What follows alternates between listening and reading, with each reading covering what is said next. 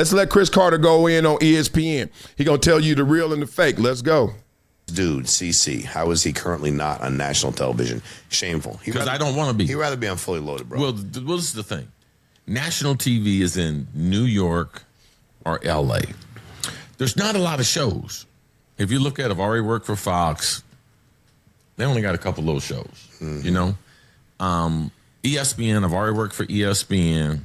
There's no going back there. There's no need to go back there. You're good. And if you look at most of the people that ESPN is hiring now outside of Randy Moss, they're all like journeyman guys. Like they don't,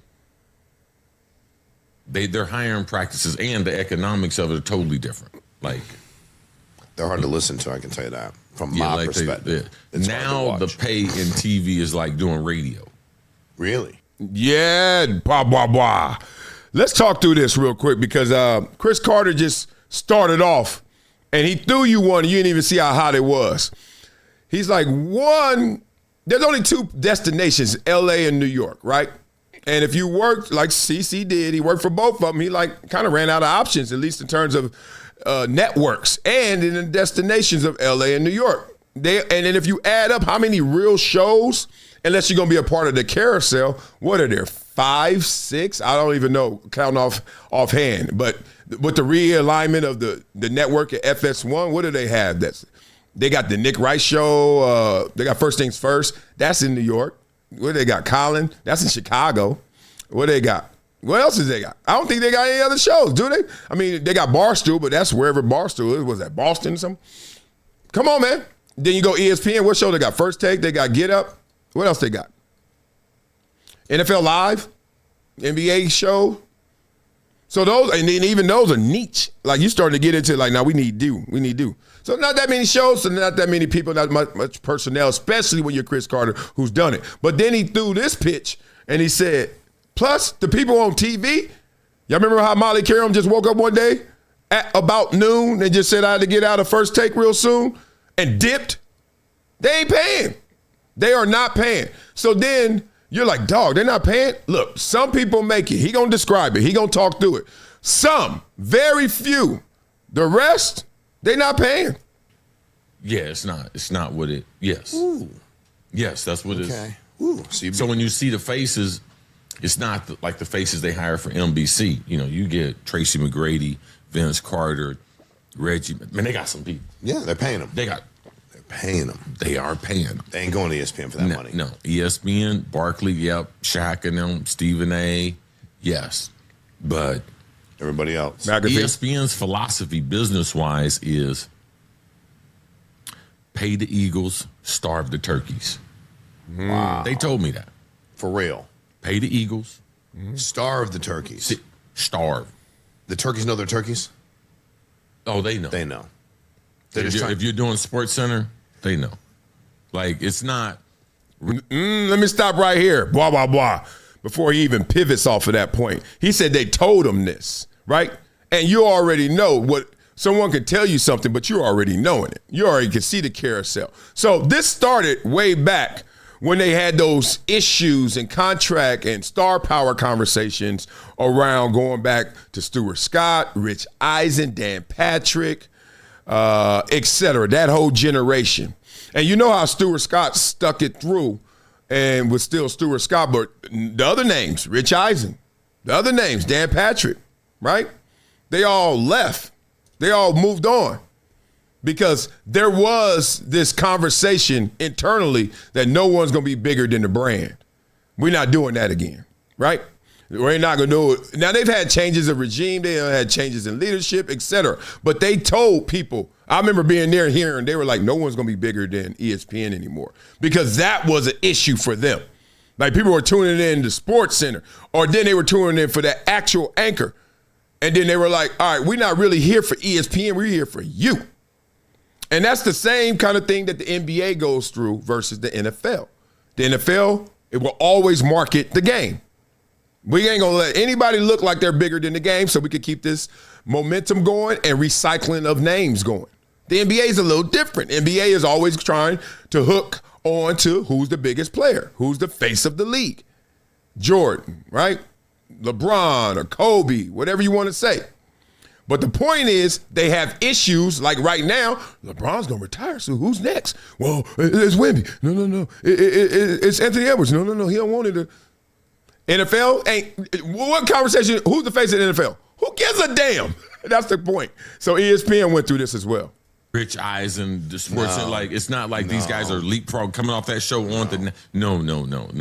They're gonna be doing that for a long time because they're turkeys. Well, that's their philosophy. That's what I'm saying. So they're doing it to stay relevant because it ain't for the money. Well, most of them, if you're doing SportsCenter, you're trying to use that as a stepping stone to go way up. SportsCenter is not the stage it used to be. Crazy. Yeah. Look at the names on there. You don't know any of those people. I don't know them either. Hannah Storm does it every once in a while. When I turn it on, I can't see. And I don't even like. And the news is it's already late. Very. Like everybody, like it ain't entertaining. Well, the thing too, they used to have the highlights. Like the only place you can get the highlights, but now you've already seen them. You can get them anywhere you want. Yeah, instantly. Just a little insight. That's what they say. Okay, that's their philosophy. You ain't, even if you're an Eagle, you're staying in Southern Florida, so you ain't worried about it. Yeah. You ain't going nowhere. BHFD4PL. All right, blah. You know, I got to give some props to Cris Carter right there in that moment because there were a lot of exit ramps he could have took, and he could have taken. And if he would have taken those routes, you know what would have occurred? You could have started seeing, oh, you sound bitter. You sound like a hater. He really tried to give y'all analysis. He really tried to break it down like, yo, I'm telling you what they told me. I'm telling you what I see. I tell you what I've been through. And that's respect because a lot of times people want to color that same level of analysis like, come on, dog. No, Cris Carter was a dude at ESPN and left with a bag, as Flage Mama would say, with a bag, baby, to go to where?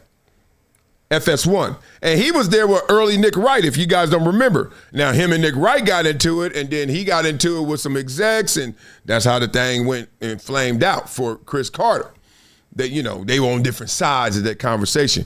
But, yeah, he used to be up on that show undressing Nick Wright. It was like, damn, are y'all friends? Is this professional? Because Cris Carter is basically like, dog, we can have a debate and a discussion, but when it comes to an argument, did you do this? Do you know this? I do. I did. I don't want to hear it. And that's how he was going at it. And it was like, whoa.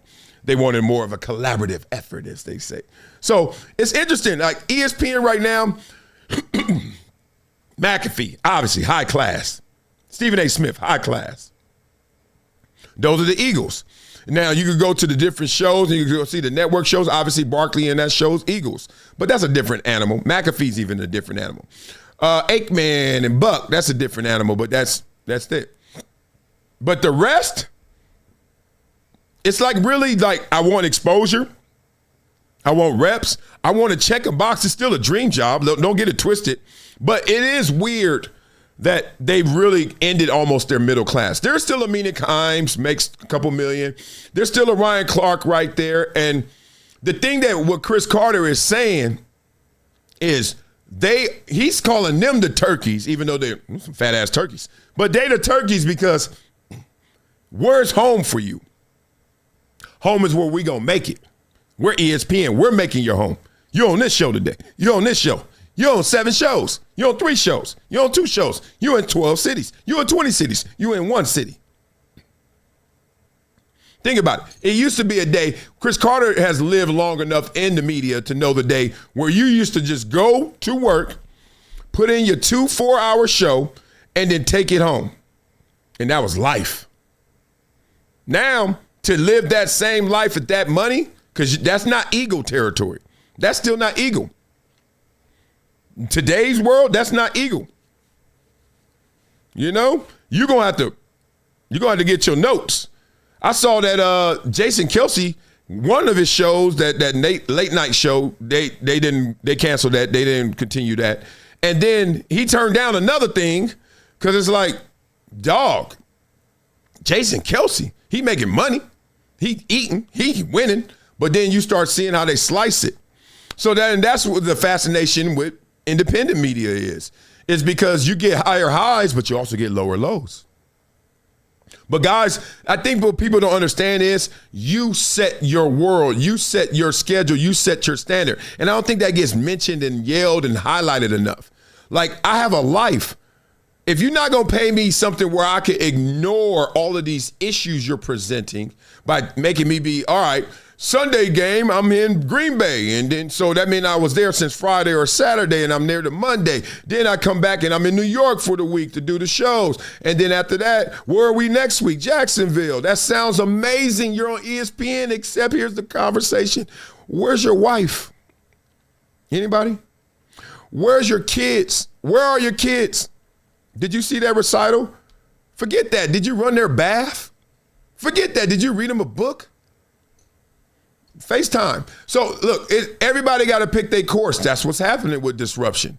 And I love the fact that he said it. There were a lot of exit ramps. He didn't take shots. He's just saying, look, this is how the game has changed. And that's how it's going to continue to change. It's going to continue to disrupt.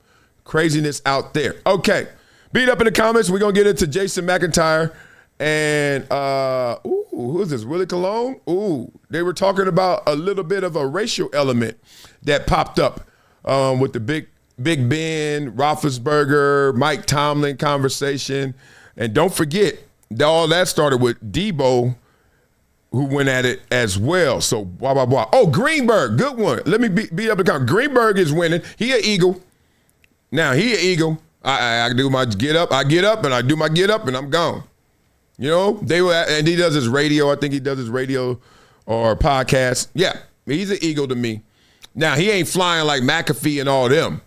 It's a whole different, they two different Eagles, right? McAfee a different Eagle, Stephen A different Eagle, Aikman, Buck, those are different Eagles, but Greenberg got he got the best, I think, daily. No, I keep forgetting about Stephen A. Never mind. he ain't Stephen A. I'm not talking about just money. Stephen A makes $20 million, right? We all know that. But I'm talking about like, yo, I could do that. But Stephen A, he likes to be out there. He likes to work. And I think that's what Cris Carter was saying. Like, it's a different animal to work. So come on, y'all. Walk with me. What's good, fam? It's your boy, Marcellus Wiley. And I got to talk to you about something that's been a game changer for me. Y'all know I've been on the comeback trail after my hip surgery. And let me tell you, getting back to 100% ain't easy. I've been looking for anything to give me that edge, to help me bounce back stronger, faster. And that's where VINIA's new blood flow hydration product comes in. Oh, this ain't just another supplement, people. This is about optimizing your body from the inside out. Since I started taking VINIA blood flow hydration, I'm feeling a big difference in my physical therapy sessions and my energy levels. And for anyone out there, or just looking to elevate your daily well-being, this is it. So head over to my link in my bio, check out VINIA blood flow hydration, and start your own comeback story. Trust me, your body will thank you. It's been a decade plus that I knew that this day was going to come. Oh, this is not hyperbole here. Because I believe the verse.